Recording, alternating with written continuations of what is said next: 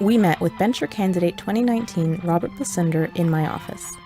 A man of many hats, including a practicing lawyer, active mediator, and sitting deputy judge, he will bring a fresh perspective if elected to convocation.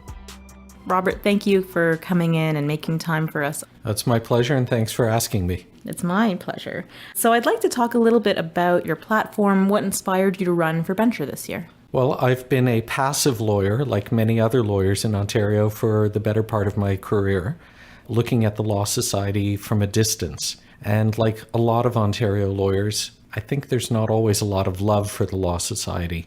We question sometimes why they do what they do. And it came to the point where I thought, rather than looking at it from the outside, I think some positive change can be accomplished from the inside. And I think that's true whether it's the Law Society or any aspect of any profession, any passion that you have.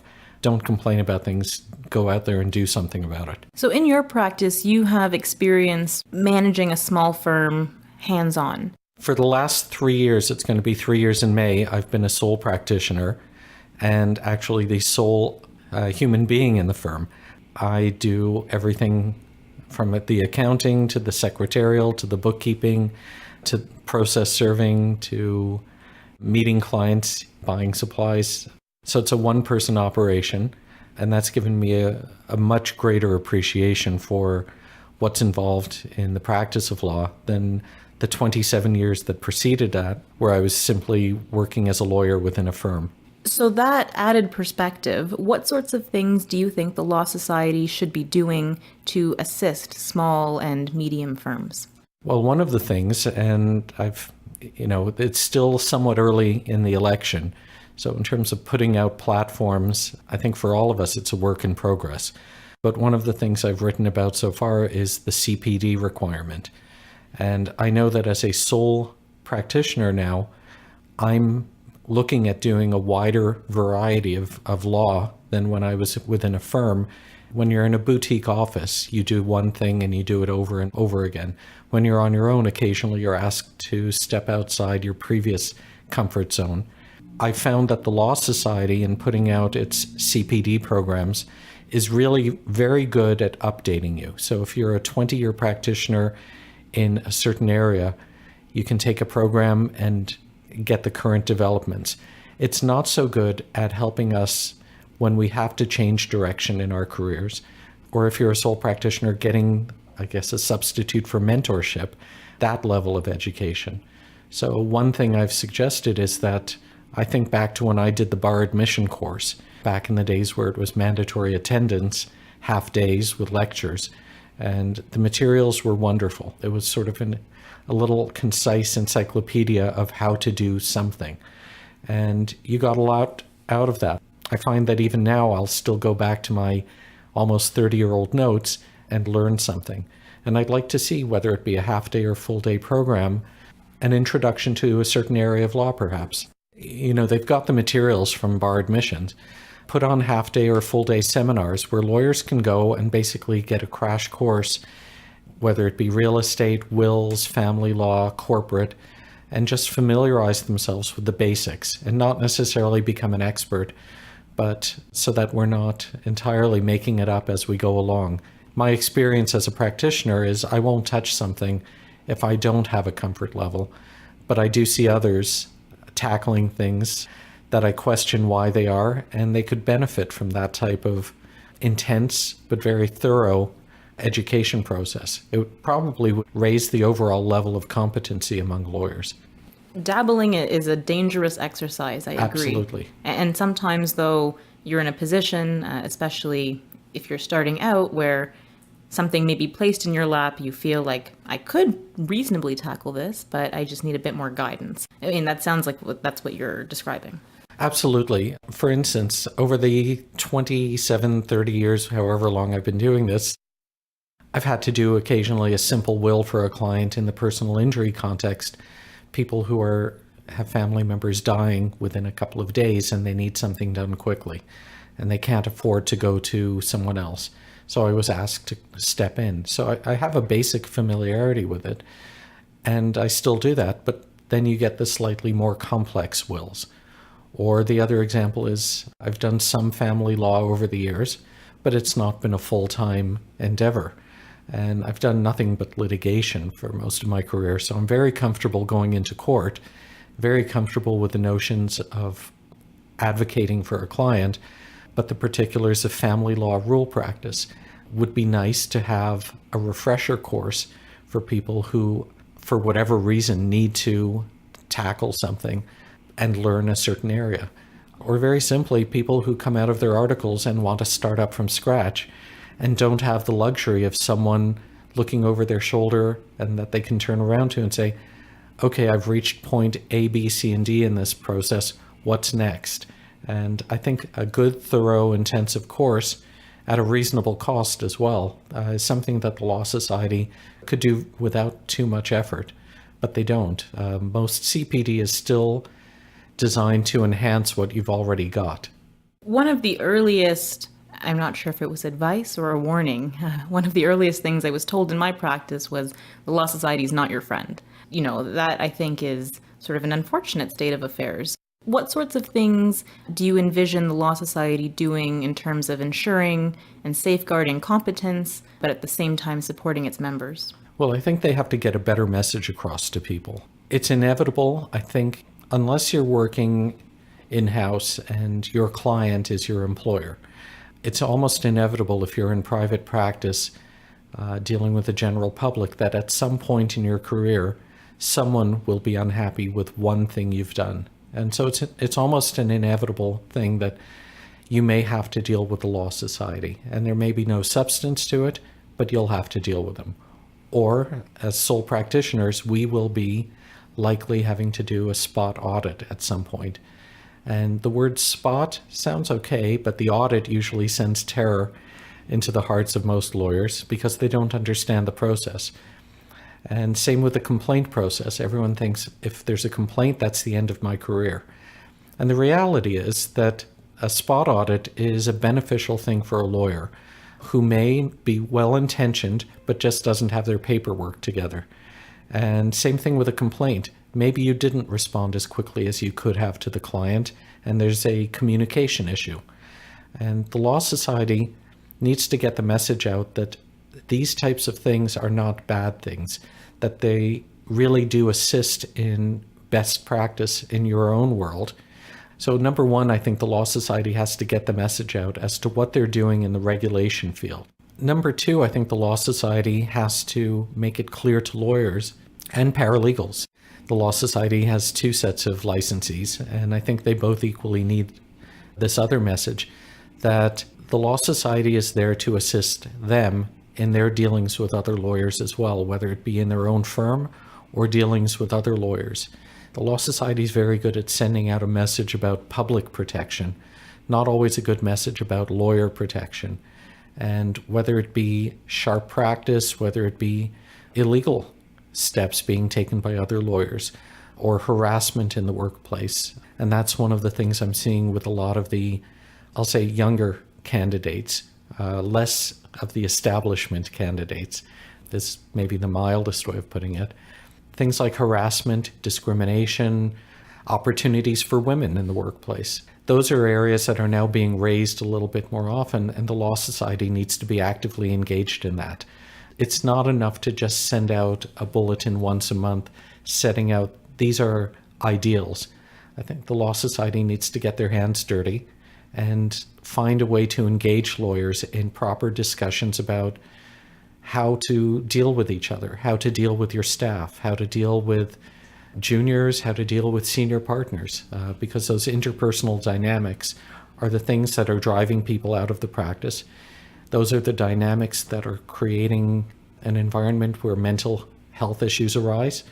And the Law Society can't step into every firm and create a paradise, but they can be a little bit more active in sending out the right messages and giving people good, real tools to implement those ideals in day-to-day practice. So I understand that you sit as a deputy judge in Richmond Hill, with whatever necessary disclaimers that you're not speaking on behalf of the judiciary. What, in your observations, can we be doing to promote access to justice What do you see the role of lawyers and paralegals as being in the next few years? Any thoughts in that regard? There's a big disclaimer because as a deputy judge, I really don't have authority to speak on behalf of anyone but myself at any given time. It's not always appropriate for any judge, whether it's a deputy judge or a Supreme Court of Canada justice, to comment upon general matters that are sometimes within the jurisdiction of the legislature, for instance. I can tell you that in my 13 years sitting, first of all, it's been a very humbling experience because you see things from the other side of the bench. So it's made me a better lawyer when I act as an advocate. I'm a little bit more respectful of what judges have to put up with sometimes.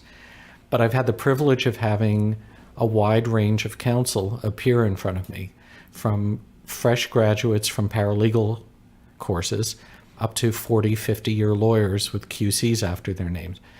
And the one common thing from an access to justice perspective is that competency is absolutely a must. I've got lawyers who should know better, who don't know better, and then I have students or fresh paralegals who don't have the skill set from experience but have enough know-how to come into court and properly serve their clients. So the one common thread is that we need to be preparing licensees a little bit better to go out in the real world. And that's where, when I talk about CPD courses, that could be one aspect of it as well. But I'm finding the one thing that is an embarrassment to me is to think of perhaps all the times we as lawyers have gone into court unprepared. And that extends not just to court, but meeting with a client unprepared. Any aspect of lawyering where you're really not preparing yourself to serve the client's interests, that affects access to justice because it either delays matters within the court system, preventing other people from getting their day in court. It unduly drives up certain notions within jurisprudence about costs and delay and length of proceedings. I think the biggest barrier to access to justice that I've seen over all these years, especially even in small claims court, is the economics of it. Paralegals, I think, are a valuable partner in the process of ensuring that people who maybe can't get the Bay Street firm at $600 an hour still can have their issues raised in the appropriate forum. By the same token, lawyers have to recognize that it's not always about the bottom line in their wallets and their bank accounts. Access to justice sometimes is about doing the right thing. So I'm looking at your profile on lawtimes.com. Yes. And the question about pressing concerns for the profession. And you talk about the value of satisfaction of being a lawyer. What do you mean by that? We'll throw it back at you by saying, I've been following you for around a year on LinkedIn. And one of the things I've admired is, well, there are a couple of things. But number one, there's still a passion about the work. There's still a sense of idealism about doing the right thing, about serving clients who might not otherwise be served. And there's overall an enthusiasm about the things that you're putting forward on your page and in your candidacy as a bencher that I think is very important. And I think we find that in our profession, as the years go by, there aren't as many people who will wake up every day and say, I really love the law.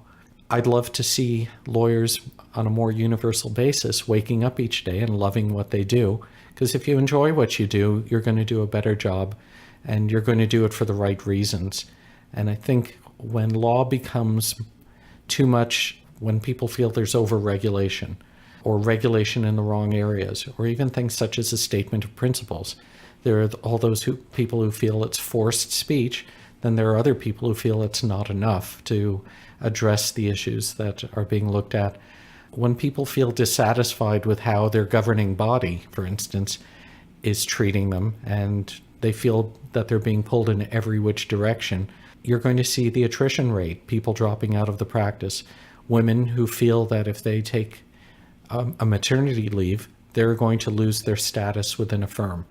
Racialized or other marginalized people who feel that they don't have a voice at the law society, within a large firm structure, or even people who feel that I won't be taken at the same level of seriousness as a different type of lawyer.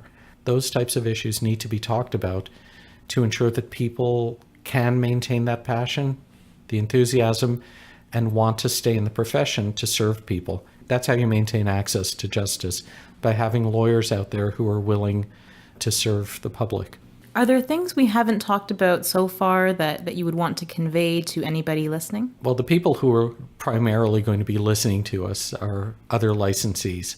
And the only thing I'd convey is that my own candidacy for the bencher election, I'm trying to be realistic. I know I don't work at a 500 lawyer law firm where an email sent to everyone will translate into a couple of hundred votes. So I think for the sole practitioner out there, a new practitioner, people who are not in the mainstream of the headlines every day, arguing on behalf of those big issues in court, sometimes feel they have an uphill battle.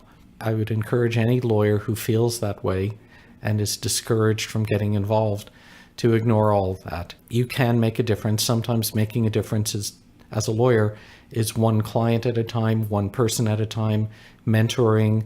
There are a whole host of opportunities. And after almost 30 years as a lawyer, I felt that trying to serve the public interest and the lawyer's interest at the Law Society was something that spoke to me. But there are 1,001 other opportunities out there for public service and for service to the legal community. And when you do that, it really does help reignite the passion that you remember from law school, bar admissions, and those early days where you thought that everything was possible, and not sometimes 30 years after the fact where you've seen possibilities dissolve into thin air.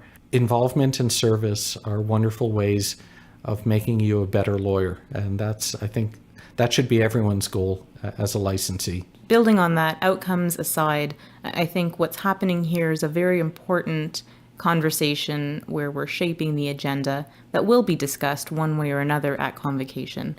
And there's obviously a lot of engagement on social media, people interested in the issues. I'll give you one example, the statement of principles and Indigenous issues.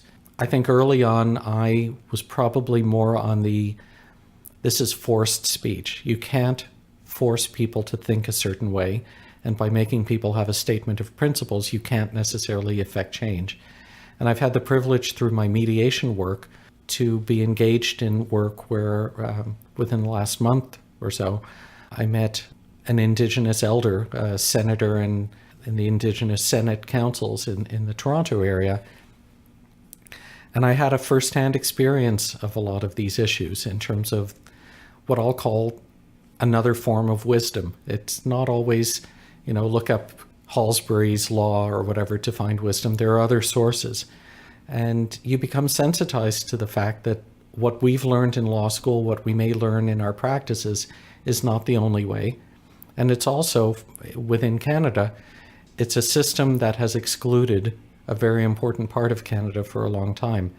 So I'm not sure where I stand in terms of the effectiveness of statement of principles one way or the other, but I see it as a first step. And I think the Law Society, if they're serious about promoting certain values, has to take the next step, which is saying, fine, we've made you do these statement of principles, but let's try to make it real. And the kinds of experiences I've been fortunate to have lately make these things real and make it much more important. And I see that there are a whole host of wisdoms out there that we can draw upon. And there are a whole host of experiences, whether it be racialized, economically marginalized, gender issues, where people don't feel that the legal system and the Law Society is representing their interests. We don't have to turn things over all in one day. I think we need to think things out deliberately so that people buy into it. Because when you buy into it and when you see the value of it, you can be passionate about it and not. There is a block of people who feel resentful about it, and that doesn't help the cause. But when you can get people to have it sink into them and become part of the way they see the legal practice, the Law Society, then it does actually bode well for the possibility of positive change. And you're a man of many hats. You're a sole practitioner, deputy judge, mediator. What do you think these perspectives would bring to convocation? You have to look at what convocation is trying to achieve and what the purpose of convocation is. And if you look at the Law Society and convocation as governance of the legal profession, as well as protecting the public interest, bringing in these other perspectives will allow them to see what the public interest is. And also the legal profession, as an example, in my personal injury work, if you look at my profile, you'll say he's a middle-aged white male. And over the years, I've had the privilege of having clientele from virtually every corner of the globe. And it's no different than going to see a family physician, a dentist, a local grocer. We're a service industry, and a lot of people want their servants to look like them, or to think like them, or to understand where they're coming from. So I've represented many clients from Sri Lanka. I don't speak their language. If I was a lawyer who spoke their language, I'm sure they would feel a lot more comfortable explaining what their problems are. So it's just natural. People tend to gravitate towards communities. And as good a lawyer as I might think I am, I know I'm not representative of every single community or gender experience or economic experience. And empathy only goes a certain distance. At a certain point, people want their servants to have some inherent understanding of them. The legal profession, I don't think, has necessarily encouraged access for other communities to come into it. When I started out, the notion of women on the bench was a novelty. And now we have had a woman as a Supreme Court Chief Justice for many years before the current Chief Justice, and we take it for granted. And I was looking at the annual report of the Law Society, for instance, from 2017. There are more women convocating each year than men, and yet most firm structures are still the middle-aged white male like me are at the top of the structure. Women, if they want to raise a family, have certain barriers in terms of maintaining seniority. So I think all of these new perspectives will help broaden the legal profession generally and convocation generally in being able to say, not everyone looks like me. And each of us, however we look, however we sound, where we're born, etc., each of us should be able to say that and say the Law Society doesn't have to look like me. It can look like others. There's no set mode. So I think diversity is a fantastic thing, and convocation should be promoting that. How it's done, that's a discussion that we're still engaging in. And I think we can only benefit from a lot of different viewpoints and a lot of fresh viewpoints. Caryma, you've been a lawyer now 3 years now? Yeah. And that's a completely different perspective from someone like me. And it's a completely different perspective from a life bencher who's been a lawyer for 50 years. And it's a very different perspective from a paralegal who finds, for instance, in a court, that they're not getting respect because of the simple title before their name. So all of these different perspectives go into engaging in a meaningful dialogue. And I think that's the only way we can learn. And learning is a great way to make things better. That's so well put. You've been an absolute pleasure to talk with. Any final thoughts? Just to wish you luck. As I say, I can't guarantee I'll be in convocation in the spring after the election. You can't guarantee it either, but I look at it this way. If I didn't get in and you did, I'd be very, very satisfied because I've enjoyed seeing your platform. And there are a whole host of candidates out there who are saying important things. It's not always about winning and losing. It's about advancing the dialogue and wanting to make the profession better. I think we are all working towards the same goals. Thank you so much. Well, thank you very much. So if someone wants to learn a little bit more about your candidacy, where should they find you? Well, right now, I'll confess I'm not as good with the technology as others have been. I'm also my own webmaster or web, I think that's a term. I believe the Law Times has a bit of a profile on their candidate page. When you have an unusual name, it makes it easy to get a website. So it's Besunder, BESUNDER.ca. Perfect. Wonderful. Thank you. The Bencher Election 2019 for the Law Society of Ontario takes place from April 15th to 30th. If you're out of Ontario, why not look at what's happening in your region? If you know someone who's practicing, see what they're up to. Encourage them to vote. Check me out on Twitter at Caryma Rules.